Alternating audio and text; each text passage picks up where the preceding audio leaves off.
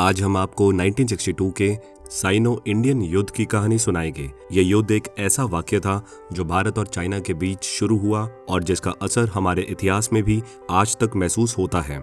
सिक्के के दो पहलू होते हैं, उसी तरह से इंडो साइनो युद्ध भी एक दास्तां है जहां दोनों दुश्मन ने अपनी आंखों से दूसरे देश के खिलाफ एक दौर शुरू किया।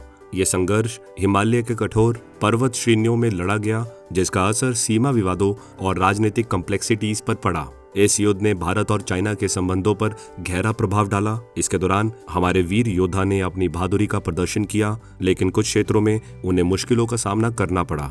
इसके साथ ही आज की वीडियो में हम ये भी समझेंगे कि इंडिया को इस युद्ध में हार का सामना क्यों करना पड़ा और उसके पीछे क्या कारण था। तो वीडियो को लास्ट तक जरूर देखें। साइनो इंडियन वॉर 20 अक्टूबर 1962 से लेकर 21 नवंबर 1962 के बीच लड़ा गया।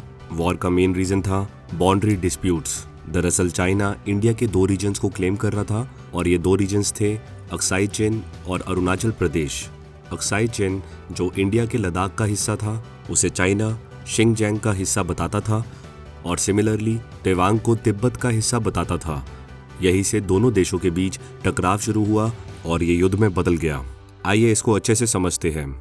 1947 में इंडिपेंडेंस के बाद न्यू कंट्री फॉर्म हुई, दैट इज पाकिस्तान, जो दो रीजन में डिवाइडेड थी, यानी east Pakistan and west Pakistan.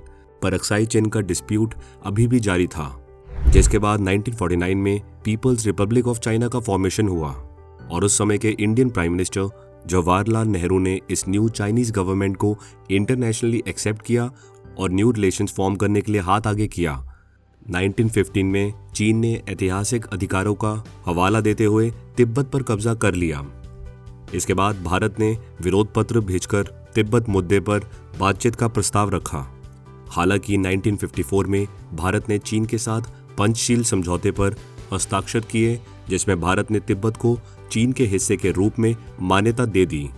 जिसे पता नहीं है उन्हें मैं बता दूं कि पंचशील को 5 प्रिंसिपल ऑफ पीसफुल एग्जिस्टेंस के नाम से भी जाना जाता है और ये वही टाइम था जब भारत के पूर्व प्रधानमंत्री जवाहरलाल नेहरू ने हिंदी चीनी भाई भाई का नारा दिया था। इससे पहले कि हम आगे बढ़े, मैं आपको बताना चाहूँगा कि अगर आपका लक्ष्य है एनडीए एग्जामिनेशन को सेल्फ स्टडी के साथ क्लियर करने का, तो मैं आपको mission NDA book highly recommend करूंगा, जिसे प्रिपेयर करके आप आसानी से एनडीए एग्जाम क्लियर करने की पॉसिबिलिटी बढ़ा सकेंगे। इसके साथ ही 5000 प्लस मोस्ट एक्सपेक्टेड एमसीक्यू से आप 10 to 15 क्वेश्चंस अपने एग्जाम में एक्सपेक्ट कर सकते हैं। Available on Amazon and Flipkart. 1954 में ही चीन ने भारत अक्साई चिन के माध्यम से शिनजियांग को तिब्बत से जोड़ने वाली एक सड़क का निर्माण किया और इस बारे में भारत को 1959 में पता चला, जिससे दोनों देशों के बीच तनाव और बढ़ गया। सितंबर 1958 भारत ने नेफा, आज का अरुणाचल प्रदेश, और लद्दाख के कुछ हिस्सों को चीन के रूप में दिखाने वाले चीन के आधिकारिक मानचित्र का विरोध किया। 1958 में तिब्बत में चीन के खिलाफ विरोध हुआ, जिसे चीनी सेना ने बेरहमी से दबा दिया। जिसके बाद 1959 में दलाई लामा अपने अनुयायियों के साथ भारत आए। 1959 में दलाई लामा भारत आए और जवाहरलाल नेहरू ने उनका स्वागत किया।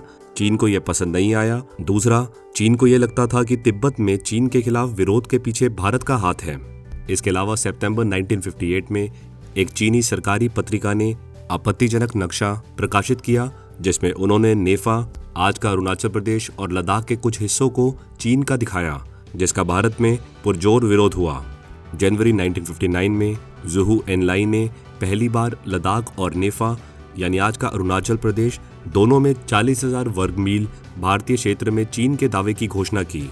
1960 में जुहू एनलाई ने भारत का दौरा किया और उन्होंने अनौपचारिक रूप से सुझाव दिया कि भारत नेफा पर चीन के दावों को वापस लेने के बदले में अक्साई चीन पर अपने दावे छोड़ दे, लेकिन जवाहरलाल नेहरू ने यह प्रस्ताव पूरी तरह से ठुकरा दिया।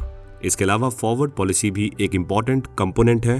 दरअसल 1960 में इंटेलिजेंस ब्यूरो की सिफारिश पर भारत के प्रधानमंत्री जवाहरलाल नेहरू ने फैसला किया कि फॉरवर्ड पॉलिसी के तहत भारतीय सेना को मैकमोहन रेखा के साथ और अक्साई चीन में सीमावर्ती पर कब्जा करना चाहिए। कई डिफेंस एक्सपर्ट्स का मानना है कि चीन भारत की फॉरवर्ड पॉलिसी को रोकना चाहता था। 1959-61 के दौरान सीमा पर गश्त करने वालों के बीच लगातार झड़पें हुई। कई बार भारतीय चौकियों पर हमले हुए, जिनमें कई भारतीय सैनिक शहीद हुए और फाइनली 20 अक्टूबर 1962 में चाइना ने बिना किसी वार्निंग के इंडिया पर हमला कर दिया। Result of Sino Indian war of 1962। देखिए, इस वॉर का परिणाम स्पष्ट था। चाइना की जीत हुई और भारत को हार का सामना करना पड़ा। चाइना ने भारत के एक्साई चीन में लगभग 38,000 स्क्वायर किलोमीटर के एरिया पर कब्जा कर लिया। इस वॉर में 1386 इंडियन सोल्जर्स वीर गति को प्राप्त हुए, 1700 सोल्जर्स लापता हो गए और 3000 से 4000 सोल्जर्स को बंदी बना लिया गया, जिन्हें बाद में रिहा भी कर दिया गया था। चाइनीज सोर्सेज के अकॉर्डिंग उनके इस वॉर में 722 सैनिक मारे गए थे और 1697 घायल हुए थे। खैर, अब ये आप पे निर्भर करता है कि आप चाइनीज सोर्सेज पर भरोसा करते हैं या नहीं। अब सवाल आता है कि इंडिया की हार के पीछे क्या कारण था। सबसे पहला कारण था कि इंडिया कभी युद्ध के लिए तैयार ही नहीं था। इंडिया को ऐसा कभी नहीं लगा कि एक दिन चाइना इंडिया पर फुल फ्लेज्ड वॉर स्टार्ट कर देगा। भारत के पास पर्याप्त सेना हार्डवेयर नहीं था। दूसरी ओर चाइना ने युद्ध के लिए पहले से ही तैयारी कर ली थी। उनके पास बड़ी मात्रा में सेना हार्डवेयर था, इसलिए उन्होंने केवल 4 दिनों में अरुणाचल प्रदेश पर कब्जा कर लिया था। तैयार ना होने के साथ ही इंडिया के पास ना ही प्रॉपर शूज, एम्यूनिशन या दूसरी जरूरी इक्विपमेंट्स थे जिससे हमारे वीर जवान हाई एल्टीट्यूड की वॉर में प्रॉपरली एंगेज हो सके। हमारे सोल्जर्स को काफी लिमिटेड एम्यूनिशन दिए गए थे, जिसके बाद वो अपनी अपनी हथियार में लगे चाकू से चाइनीज सोल्जर से लड़ते थे।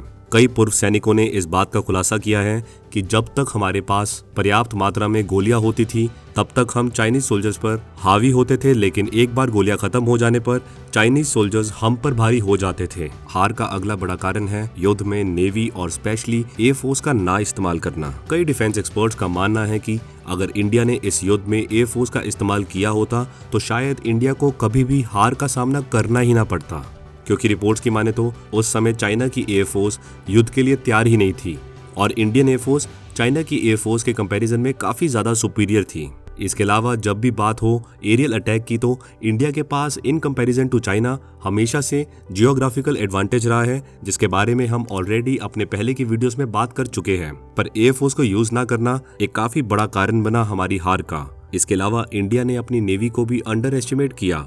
इंडियन नेवी इजीली चाइना के ट्रेड रूट्स को ब्लॉक कर सकती थी, जैसे ना चाहते हुए भी चाइना को हमारे आगे झुकना पड़ता। इसके अलावा सरकार की भी लापरवाही देखी गई।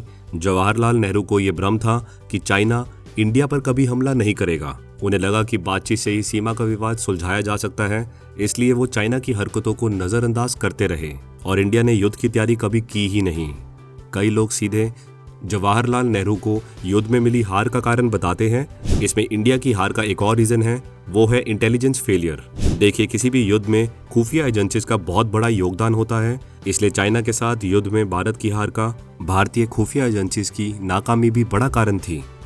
मैं उम्मीद करता हूं कि इस वीडियो को देखने के बाद आप समझ गए होंगे कि 1962 का युद्ध किन कारणों से हारे थे।